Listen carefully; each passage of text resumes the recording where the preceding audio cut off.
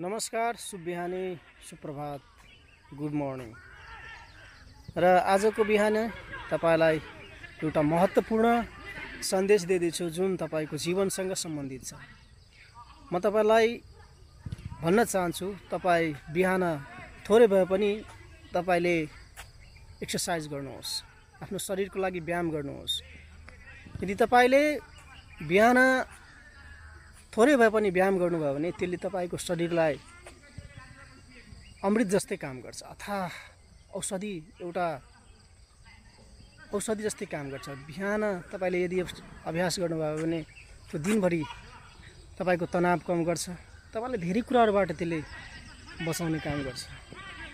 यदि तपाईले बिहानै एकछिन व्यायाम गर्नुभयो भने तपाईको दिमाग फ्रेश हुन्छ र दिनभर तपाईले असल तरिकाले काम गर्नुहुन्छ।